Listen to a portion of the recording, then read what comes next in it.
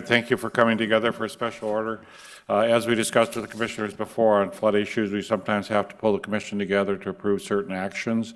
I think it's an opportunity for you to be updated as commissioners, what's going on with the flood fight. Nathan is a good opportunity to do that, and Brenda as well. We did have a good meeting north side and south side this Monday and Tuesday. Had great questions by the people that had some questions to go through there. And at the end, in the south side, they gave our engineering crew a round of applause and Bruce Grubb because they thought they were doing a great job. So I just wanted to tell you that. So I'll call a special order to meeting, or a special meeting to order. Roll call, please. Gehrig? Here. Rindberg? Here. Strand? Here. Pepcorn? Here. Mahoney? Here. And Brenda Darian's going to talk about approving some flood action items. Nathan as well. You're going to start. I'm going to start. Good afternoon, Mayor and Commissioners. Nathan and I wanted to come forward and update you on some items. There are some things we would like to get started on in some lower areas, very minimal things with the prediction as it's looking at today, and I'll let Nathan go through some of that information, and then I'll come back with the recommendations we're requesting for today. All right. Thank you, Brenda. Here is a current graphic that the National Weather Service has of where we're projected to be on Monday night, basically. Right now it looks like we have a projected crest at 35 feet. We'll continue to monitor that close and see if it changes at all over the next few days. But it's good to finally have that crest number and know what we're actually trying to protect against. As the mayor mentioned, we did have 2 public meetings this week. They were somewhat light attended, but that was all right. We had still good Q&A with the residents, and our engineering staff that we have out in those neighborhoods were available for questions and just kind of get reacquainted with the residents out there. So the emergency measures, 35-foot crests, we still have 5 areas that we need to go and construct some emergency levees. For those areas, we're going to be using trap bags. So those are those large sandbags that are kind of trapezoidal shape. We are using those over clay because they should cause less damage to our infrastructure. They're easier to install and easier to remove as well. And at the levels we're talking here, we're comfortable relying on those instead of the clay levees, which historically in these areas we have relied on. So the first one is up in the Oak Grove School area. The brown line you see that goes through the word south, that is where the 4-foot trap bag would be installed. It'll tie into the end of the flood wall at the Oak Grove School, go across the street and tie into the berm that exists on those previous buyouts. Next area is 2nd Street South. So this is an area where we are completing the last component of the levee and flood wall project that's been going on for a few years this summer. So if we have a spring flood next year, we will not have to do this. But that brown line again is an area that we have to go and install those trap bags for this upcoming spring flood. Next is Lindenwood Drive.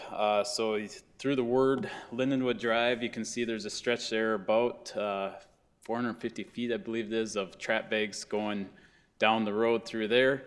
This is again an area where we have a project in our CIP for this year to get completed as well. So hopefully next spring, if we have a flood again, we won't have to do this one as well. Next one is 64th Avenue South down at Drain 53. So this is just west of 25th Street, about a quarter mile. The road here will go underneath at 35 feet. So we're tying into levees we have on each side of the road here with those trap bags going across the road on both the east and west sides. Similar to the other areas, 2020, we have a project slated here that will take care of this issue long term as well. Last one here is Madeline Meadows. This is actually an active construction site as of last fall. We had a levee here on the south side of the pond. It got removed last fall to expand the pond. We ran out of time last fall to get the levee reconstructed in this area, so we had to go and build a temporary clay levee in this location. And with that, I'll turn it over to Brenda. So to support these projects, one of the things we're asking is originally we did not go out for an RFP for any clay levees at the levels we were looking at, the 41 in the predicted crest. We would be using the Corps to assist us with all the clay placement. We do have one location that we need to place clay, and through the RFP, we got prices for all of the operators and the equipment. So we would like to do a contract amendment. Northern Improvement is also the contractor that is on that project in Madeline Meadows. So we would like to do a contract amendment to include that placement of the clay levee on the south side of town. The clay is right there, so it's just equipment and operators that we would need. Is there a motion? Question first. So the number here, 20,000, does that represent everything you've just presented? No, that's just to do the clay out there, to move the clay, At Madeline Meadows? yes. And so your internal estimates on hours and, So the 20,000 was an estimate from the contractor. We asked them just kind of put a rough ballpark number towards the Madeline Meadows clay levee construction, but we are going to be paying him based off of hourly rates. so that with the other slides of the work we're going to do, what do you got to have some kind of an estimate what this is going to be? $250,000? For the- 500,000? No, Trap bags. we will be well under 100,000, I would anticipate, for all 5 areas. But the overall cost of the flood fight so far is $450,000. Ken Costin gave that to me this morning. So all the different measures we've done so far, it's just $450,000. So, But yeah, we should be under 100,000 for these 5 areas. is there a motion? So moved. Is there a second? Any further discussion? I have a question. Commissioner Strand? Does this include removal too? That's the next contract amendment we're going to be bringing to you guys for consideration. Commissioner Pipcorn, you okay? Yep. Okay, roll call vote, please. Grinberg, Aye. Gehrig, Yes. Strand, Yes. Pepcorn, Aye. Mahoney, Aye. Next item. The next request that we have is originally, when we did the RFP, we did go out for the linear footage associated with a 41-foot protection line. With the reduction in that, we've got quite a reduction in the linear footage of trap bags that we'll be installing. So we are asking, typically what we've done on the larger events is that we'll go out later with another RFP for the removal of the trap bags.